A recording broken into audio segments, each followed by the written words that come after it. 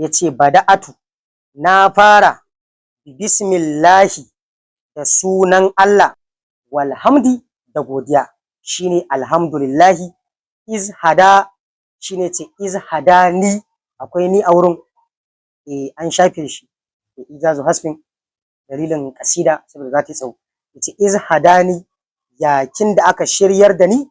lil ahmadiyyati zuwa dariƙan ahmadiyya wato dariƙan shehu tijjani ba wai da ibada na ba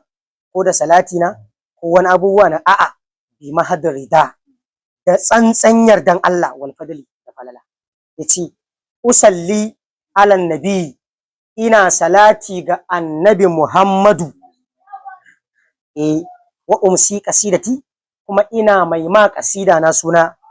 yaqutatin wato da jan zinare shine yaqutu faridatin makaɗaiciya fi dariqati tijaniyati a cikin dariqan shehana Ahmadu Tijani lil hatami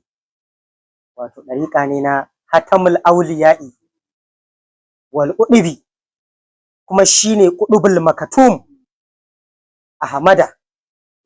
shine shehu Ahmadu At-Tijani jikan Tijanawa dalilin abun da yasa ake ce ma shehu Tijani wato Tijani din ya samo asali ne daga kakan shi wanda ya taso daga Madina ainihin su kenan ya taso daga Madina sai ya soka anan aini madi kenan ko a lokacin sai buƙaci yin aure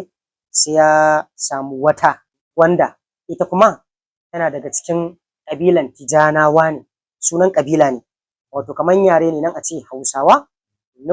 Kanawa Zazzagawa to kaman haka can kalan gargaliyan su kenan su yaran su Tijanawa sai ya aure ta ana nan aka haifi mahaifin Shehu Tijani Shehu Muhammadu kenan ko shi kuma ya zo ya haifi Shehu Tijani a lokacin da aka haifi Shehu Tijani ya fara tasawa haka sai ana kai shi gidan kakannin shi idan aka kai shi sai su rika mai wasa ba su mai inkiya da abun nan din gidansu sai suna ce mai kai Tijani kai Tijani kai Tijani kai Tijani kenan kawai sai aka samu mai Tijani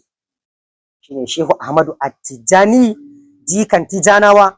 Almadawiyu wanda an haife shi ne a aini madi wa fasiya turbati wanda kuma ƙuran shi wato raudan shi kabarin shi tana nan a Fas ko ya zo a hadisi a cikin littafin Nasimur Riyad sharhin Ashifa littafin Aliyu Qari manzo Allah yake cewa yakunu bil magharibi fil madinatin yuqalu laha Fas yanda manzo Allah sallallahu alaihi wasallam yayi bayanin masallacin garin Shehu Tijani ita ce daidai santa a masallacin garin Makka